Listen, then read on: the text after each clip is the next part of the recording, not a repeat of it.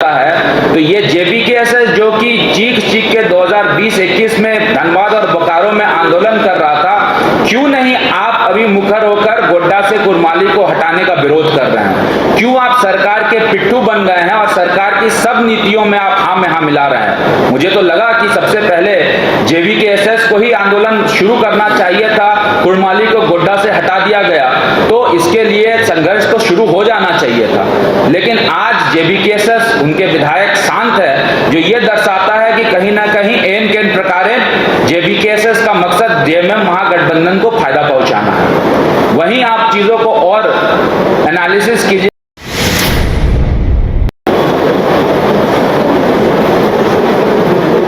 सभी मीडिया गणों को प्रणाम करे छिए, उम्मीद करे छिए कि सब ठीक ठाक है।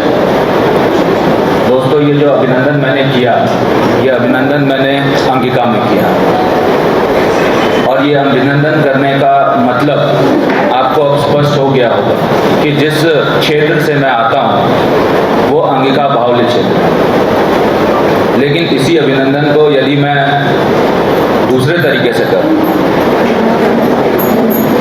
सबको सलाम, उम्मीद है कि आप लोग खैरियत हैं। इसका मतलब कि जो मेरी आइडेंटिटी है, आज उस आइडेंटिटी को छोड़कर मैं दूसरे भाषा का इस्तेमाल करने लगूं तो कहीं ना कहीं जो आने वाला जनरेशन होगा, आने वाला पीढ़ी होगा, वो ये समझ बैठेगा कि अंगिका हमारी भाषा ही नहीं है और जो हमारे ऊपर थोप दिया गया है भाषा, वही मेरी संस्कृति है।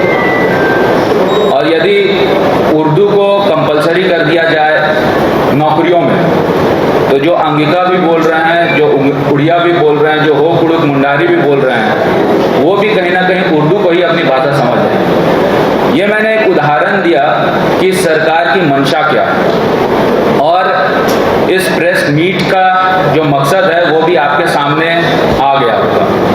मैं धन्यवाद आभार प्रकट करता हूँ अशोक जी का, मैं धन्यवाद आभार प्रकट करता हूँ शशांक जी का जो हमारे साथ इस प्रेस कॉन्फ्रेंस में है। इस प्रेस कॉन्फ्रेंस को हम लोगों ने दो बिंदुओं में बांटा है। एक तो जो पॉलिटिकल मुद्दा है, भाषा विवाद को लेकर जो पॉलिटिकल मुद्दा है वो एक पहलू है, और दूसरा है कल्चरल मुद्दा जो भाषा विवाद के कारण आने वाले पीढ़ियों को झेलना पड़ेगा। तो सबसे पहले मैं पॉलिटिकल मुद्दे की तरफ जाऊंगा और आज की डेट में झारखंड सरकार, ये अबुआ सरकार जो अपने आप को कहती है, ये अबुआ सरकार नहीं, ये बबुआ सरकार है। और ये इसमें बोलने में मुझे कोई अतिशयोक्ति नहीं है कि ये महुआ सरकार है। सरकार की जो पॉलिसीज बनती है वो बिना तथ्य, बिना आधार, बिना कोई शोध के बनती है, और जिसका सबसे बड़ा प्रमाण आप सभी प्रेस मीडिया के पास जेटेट की जो क्षेत्रीय और जनजातीय भाषाओं की सूची जारी हुई है, उसके आधार पर आप इसको देख सकते हैं। जेटेट की जो क्षेत्रीय और जनजातीय भाषा की सूची तैयार हुई है, उसको अगर आप गौर से देखेंगे तो आपको साफ स्पष्ट हो जाएगा कि झारखंड सरकार को अपने प्रदेश की जानकारी ही नहीं है। और झारखंड सरकार को अपने प्रदेश की जानकारी इसलिए नहीं है क्योंकि आप बताएं कि रांची के बगल में खूंटी है और खूंटी में जो है, जो बोलचाल की भाषा, जनजातीय भाषा है, वो मुंडारी है, और जेटेट की नियमावली से क्षेत्रीय जनजातीय भाषाओं में मुंडारी को हटा दिया गया। क्या आधार था मुंडारी को हटाने का, ये सरकार को स्पष्ट करना चाहिए। वहीं आप पलामू गढ़वा की तरफ जाएं तो जनजातीय भाषाओं में नागपुरी और कुड़ुक को जोड़ दिया गया है। ये हो सकता है कि कुछ पॉपुलेशन पॉकेट में पॉपुलेशन वहां नागपुरी और कुड़ुक बोलते हैं, लेकिन बहुसंख्यक जनसंख्या गढ़वा में, पलामू में जो है भोजपुरी बोलती है, और भोजपुरी भी कहा जाए पलमुआ भोजपुरी बोलती है, ये कहना और ज्यादा सटीक होगा। सरकार को इसकी भी जानकारी नहीं, और सरकार ने भोजपुरी को पलामू गढ़वा से से भी हटाने का काम किया। वहीं आप संथाल की तरफ जाएं तो वहां पे तो अन्याय हो गया, और मैं संथाल में अन्याय हो गया इसलिए कह रहा हूं क्योंकि गोड्डा में बहुसंख्यक भाषा अंगिका है, देवघर में बहुसंख्यक भाषा अंगिका है, और अंगिका का स्थान क्षेत्रीय भाषाओं में गोड्डा देवघर में ना होना ये सबसे बड़ा सवाल खड़ा करता है। और इतना ही नहीं, अंगिका के बाद गोड्डा में दूसरी बोलचाल की भाषा कुड़माली है। कुड़माली मेरे विधानसभा में 30,000 लोगों की जनसंख्या है और पूरे जिले में 80 से 1 लाख की आबादी है। कुड़माली का गोड्डा में ना होना क्षेत्रीय भाषाओं में यह सबसे बड़ा सवाल खड़ा करता है कि आखिर सरकार ने किस आंकड़े के तहत, सरकार ने किस एनालिसिस के तहत जेटेट की नियमावली को निकाला। जेटेट की नियमावली को आप देखेंगे और खासकर भाषाओं को देखेंगे तो किसी में तालमेल दिखता हुआ नजर नहीं आता। आपने जनजातीय भाषाओं की तो बात की, लेकिन इसके साथ साथ क्षेत्रीय भाषाओं में जो विसंगतियां आई है उसमें सरकार को किसने इनपुट दिया, यह सरकार को स्पष्ट करना होगा। मैं सीधा सरकार से सवाल करता हूं कि सरकार ने यदि मुंडारी को खूंटी से हटाया तो किस बेसिस पे हटाया, यह सरकार स्पष्ट करे। सरकार ने भोजपुरी को पलामू गढ़वा से हटाया तो सरकार ने कौन सी वहां पे जनसंख्या काउंटिंग की, यह सरकार को स्पष्ट करना चाहिए। सरकार ने अंगिका को गोड्डा से हटाया तो किस जनसंख्या के आधार पर, किस एनालिसिस के आधार पर सरकार ने हटाया, यह सरकार को स्पष्ट करना चाहिए। सरकार ने कुड़माली को गोड्डा से हटाया तो कौन से काउंट के आधार पर हटाया, यह सरकार को स्पष्ट करना चाहिए। और सरकार का ये थीसिस देना कि पत्र लिखा गया है, जो कि हालिया दिनों में आपको भी पता है कि फाइनेंस मिनिस्टर राधाकृष्ण किशोर जी ने एक पत्र मुख्यमंत्री को लिखा था, तो ये पत्र लिखना, लव लेटर लिखना, यह बंद करे यहाँ के सरकार और मंत्री। क्योंकि आपकी जानकारी में होगा कि इससे पहले भी भाषा विवाद जब शुरू हुआ था तो मिथिलेश ठाकुर जी जब मंत्री हुआ करते थे तो उन्होंने भी पत्र लिखा था मुख्यमंत्री को कि भोजपुरी को गढ़वा पलामू में जोड़ा जाए। आज जब पुनः जेटेट की नियमावली निकली है तो फिर से वो मिस्टेक, फिर से वो गलती ये सरकार कर रही है। तो सरकार ये गलती नहीं कर रही है, सरकार ये जानबूझकर प्रयास कर रही है कि हमारे आइडेंटिटी को, हमारी संस्कृति सभ्यता को मिटाए और हमारे ऊपर ऐसी चीजें थोप दे जो हम लोग कभी फॉलो नहीं कर पाए हैं और भविष्य में फिर हम लोगों को लगे कि यही हमारी संस्कृति और सभ्यता है। दोस्तों, बहुत ऐसी बातें हैं जो आपके समक्ष रखने योग्य हैं। उसमें प्रमुख तौर पर मैं गोड्डा की बात करते हुए ये कहूंगा कि रघुवर दास जी की सरकार में अंगिका को द्वितीय राजभाषा का दर्जा हम लोगों ने दिलाया था, और अमित मंडल 2019 में जब विधायक बनकर आया था तो अंगिका में मैंने शपथ लिया था। और अभी वर्तमान में जो आपके ग्रामीण विकास मंत्री दीपिका पांडे सिंह है, उन्होंने भी 2024 में जब वो विधायक बनी थी तो अंगिका में शपथ लिया था। जब विधानसभा के अंदर अंगिका एक लैंग्वेज है, अंगिका एक भाषा है जिसका आप प्रयोग शपथ लेने में कर सकते हैं, तो कहीं ना कहीं विधानसभा इस चीज को रिकॉग्नाइज कर रही है, लेकिन झारखंड सरकार इस चीज को रिकॉग्नाइज कर रही है। सबसे बड़ा विरोधाभास है। अंगिका खोटा अलग अलग भाषा है। गोड्डा में हो सकता है खोटा पॉकेट्स में बोली जा रही हो, लेकिन बहुसंख्यक अगर देखा जाए तो अंगिका गोड्डा और देवघर में बोली जाती है। गोड्डा में दूसरी क्षेत्रीय भाषा बंगला है। वहां पर कई ऐसे गांव कस्बे हैं जहां बंगाली भी बोली जाती है। और देवघर में यदि आप मधुपुर का भी इतिहास उठाकर देखें और देवघर का भी इतिहास उठाकर देखें तो बंगला भी देवघर में क्षेत्रीय भाषाओं में शुमार हो सकता है, लेकिन बंगला वहां से देवघर से भी गायब है। तो सरकार को अंडरस्टैंडिंग ही नहीं है पूरे प्रदेश की कि आखिर किस क्षेत्र में कौन सी भाषा बोली जा रही है। और मैं दावे के साथ कहता हूं, ऑन रिकॉर्ड ये कहता हूं कि सरकार के जो भी मंत्री हैं वो सिर्फ लेटर लिखने के नाम पर लोगों को दिग्भ्रमित कर रहे हैं। क्योंकि मुझे याद है कि जब 13-11 जिले का कमेटी बना था तो राधाकृष्ण किशोर जी भी मेंबर थे, और हम लोगों ने जब अध्ययन यात्रा की थी तो उसमें हम लोगों ने साफ स्पष्ट किया था कि झारखंड में इतनी ज्यादा विविधता है कि हम लोग एक कोई भी लैंग्वेज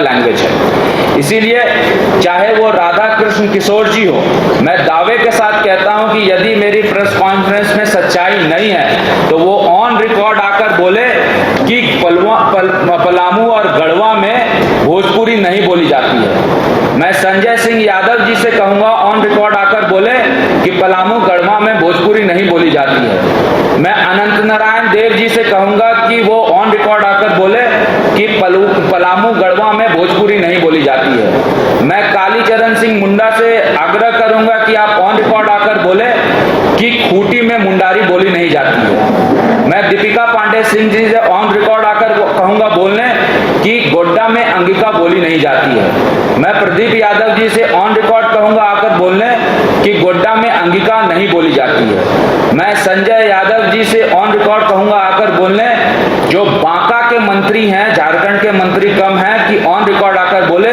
कि गोड्डा में अंगिका नहीं बोली जाती है। जब इतने मंत्री, इतने विधायक ये नहीं कह सकते हैं कि भोजपुरी और अंगिका जो नियमावली, जेटेट की नियमावली है वो ठीक बनी है, तो फिर अपने सरकार को इन्होंने इन बातों से अवगत क्यों नहीं कराया। और आपके जानकारी के लिए मैं कह दूं कि जो भी नियमावली बनती है, जो भी नियम बनती है, तो सबसे पहले वो कैबिनेट जाती है, और जब वो कैबिनेट जाती है तो कैबिनेट के अनुशंसा के बाद ही वो नियम सार्वजनिक होती है।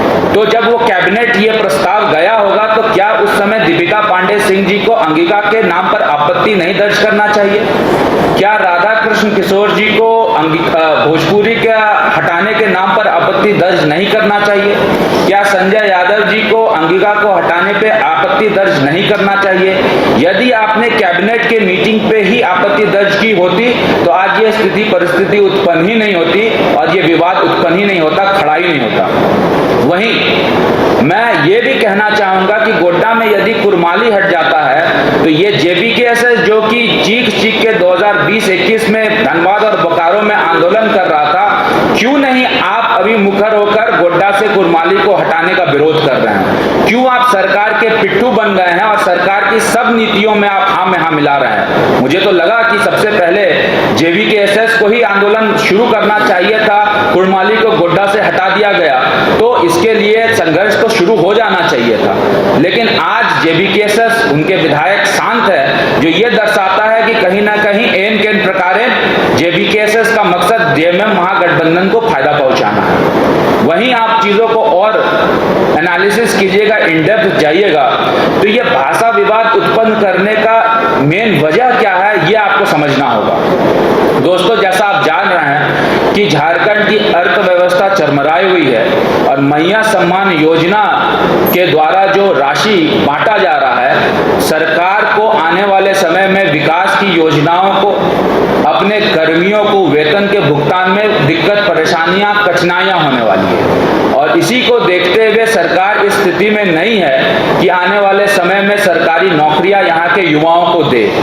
जेटेट की जो परीक्षा नियमावली बनी है, रामदास सोरेन जी कभी उसको बोलते हैं वो शुरू होने वाला है, कभी डेट को कैंसिल करते हैं, फिर नई डेट के बारे में जिक्र करते हैं। तो ये सारा का सारा असमंजस ये बता रहा है कि सरकार नौकरी देने के लिए तैयार नहीं है। और सरकार जब नौकरी देने के लिए तैयार नहीं है तो सरकार इस तरह के विवाद में जानबूझकर पड़ना चाह रही है ताकि कल की डेट में कोई भी कोर्ट जाए और नियमावली पे फिर सवालिया निशान खड़ा हो जाए और जो नियुक्ति नौकरियां आने वाली है उस पे ग्रहण लग जाए। ये सरकार की मंशा है। और आपको याद होगा ये सरकार जानबूझकर चीजों को गलत और दिग्भ्रमित करने का कार्य करती है।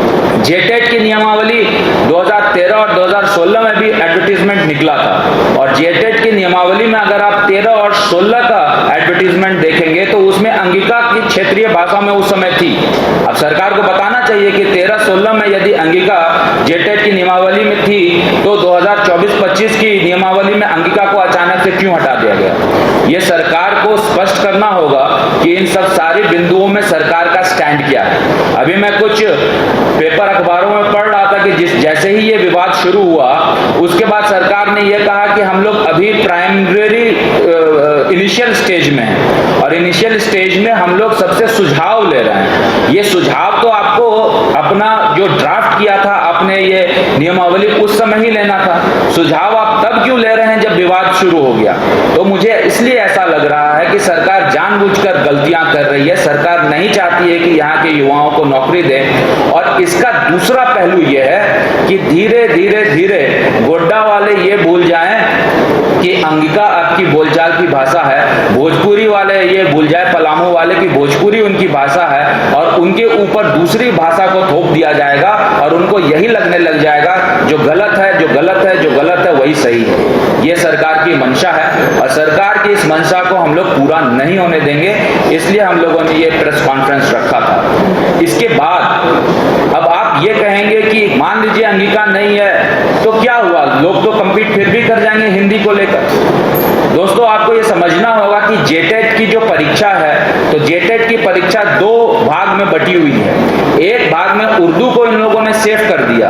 उर्दू तो मेन भाषा हो गई है जिसमें 60% जो मार्क्स होगी उसमें उर्दू में, हिंदी में या इंग्लिश में ऑप्ट करना है। शेष जो भाषाएं हैं, क्षेत्रीय भाषाएं हैं, जनजातीय भाषाएं हैं, लोगों को और स्थानीय युवाओं को, खतियानधारी युवाओं को प्राथमिकता मिले नौकरियों में, इसलिए क्षेत्रीय भाषा और जनजातीय भाषाओं का प्रावधान रखा है। जब क्षेत्रीय भाषा और स्थानीय भाषाओं के प्रावधान में अंगिका भाषी जब अपना एग्जाम लिखने जाएगा तो उसको अंगिका सब्जेक्ट दिखेगा नहीं, उसको खोटा दिखेगा, तो वो एग्जाम में उतना स्कोर ही नहीं कर पाएगा। जब पलामू का लड़का, गढ़वा का लड़का एग्जाम लिखने जाएगा, उसको भोजपुरी ऑप्शन दिखेगा ही नहीं, तो वो एग्जाम में स्कोर ही नहीं कर पाएगा। जब खूंटी का लड़का एग्जाम लिखने जाएगा और उसके जनजातीय भाषाओं में मुंडारी दिखेगा ही नहीं, तो वो जेटेट के एग्जाम में स्कोर ही नहीं कर पाएगा। तो वैसे खतियानधारी जिनको प्राथमिकता मिलनी चाहिए इन क्षेत्रों के, वो ठगा सा महसूस अपने आप को उस समय करेंगे।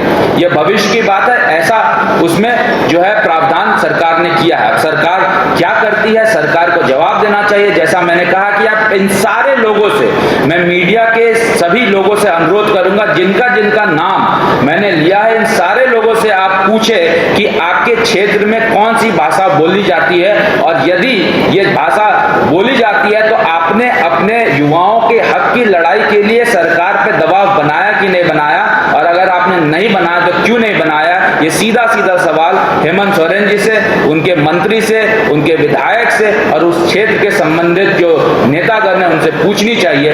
इसलिए मैंने आज यहाँ पे ये प्रेस कॉन्फ्रेंस आयोजित किया पार्टी के द्वारा।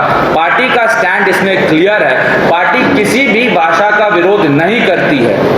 पार्टी ना खोटा का विरोध करती है, ना अंगिका का विरोध करती है, ना मगही का, ना हो मुंडारी का विरोध करती है। पार्टी सिर्फ इतना ही कहती है कि जो भी इस क्षेत्र की भाषा है, जो झारखंड प्रदेश की भाषा है, उस भाषा का सम्मान होना चाहिए, और भाषा का सम्मान यदि नहीं होगा तो भारतीय जनता पार्टी आंदोलन करने के लिए बाध्य हो जाएगी। क्योंकि युवाओं की हक की लड़ाई यदि किसी ने शुरू की है तो वो भारतीय जनता पार्टी ने इस विवाद को खड़ा करके, इस मुद्दे को खड़ा करके शुरू किया है, और इस मुद्दे पे सरकार को झुकना होगा। जैसा मैंने कहा कि इसका प्रेस कॉन्फ्रेंस का दूसरा पहलू भी है। दूसरा पहलू यह है कि भाषा अपने आप में आपकी संस्कृति, आपके सभ्यता को दर्शाता है। आपको याद होगा कि ये सरकार जो आई है, ये सरकार जो है अबुआ सरकार कह के आई है। जनजातियों की, जो एससी की, एसटी की जो भावनाओं को जो है वो कहती है कि ये सरकार की उत्थान की बात करेंगे।